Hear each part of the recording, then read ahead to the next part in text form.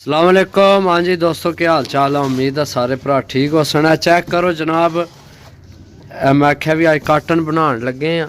एक तो इसकी मोटाई चेक करो, सही है। यह जनाब साढ़े स्पेशल काटन होने, यह थले पैक किया, सही है।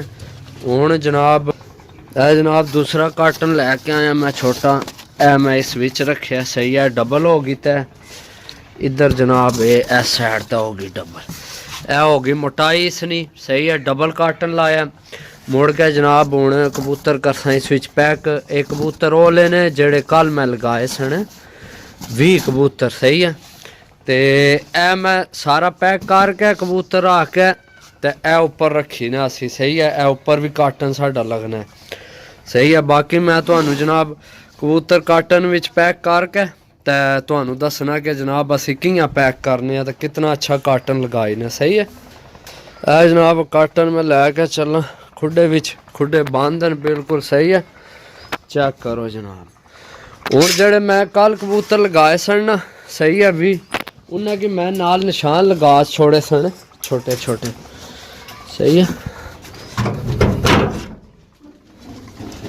ए कबूतर चेक करो, ए निशान लगे, सही है। ए ऊपर जिन्ने की निशान लगे, ए कबूतर हो गया, ए हो गया, ए हो गया, सही है। इन्हें कि मैं निशान लाए सन ताकि बिच मिक्स ना हो ना। तो बाकी हूँ पैक करने तो फिर पैक करके तुहानू काटन दसने। काटन मैं लै आ कि भी जनाब असी कियां पैक करने। ए जनाब पेटी विचों मैं लैन आया समान विचों, ए डोरी, सही है। ए डोरी तो मेरे को एक्स्ट्रा होनी पई है समान, सही है।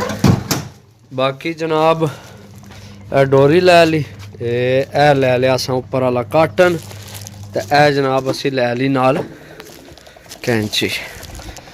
बाकी जनाब वापस आ गए, सही है। इंशाल्लाह भाई एक नंबर। हूँ काटन देखो कैडा वड्डा, सही है। ऐसे 20 कबूतर खुले डुले आमने। मैं जनाब तुहानू इस भी कबूतर रख के फिर तुहानू चेक कराना, सही है जी दोस्तों। चेक करो जनाब, 20 जगह भी 21 कबूतर हैं, सही है। खुले डुले विच सारे अगर पीछे हिल सकने, सही है। चेक करो, कोई परेशानी नहीं इन्ना की, सही है। एक कबूतर मैं अपनी तरफों गिफ्ट पा छोड़िया इन्ना विच ना।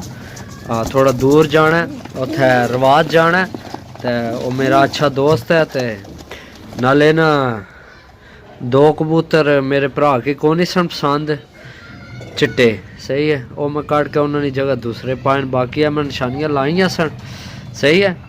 तो बाकी उसकी ये सी कि भी वो पट्टी वाले नहीं सन, लेकिन बारह चलो मैं कट छोड़े बिचू ना। वो आना साढ़े उधर नहीं उड्डन देने, तो वो मैं कट दिते सन। तो बाकी है चेक कर लो, सही है। कोई परेशानी नहीं, अल्लाह ने हुक्म नाल खुले डुले, सही है। सराफ तुहाडे सामने लगे, चेक करो, सही है। तो किसी किस्म की परेशानी नहीं, सही है। बाकी जनाब हूँ पैक करके तुहानू चेक कराने कियां पैकिंग होनी है। थल्ले डबल काटन लगे है, कोई परेशानी नहीं, सही है जी दोस्तों। पहला मैं चोरस बंद किया, सही है, ताकि इसकी दबाव भी पवे तो फिर भी ये बवे ना, सही है।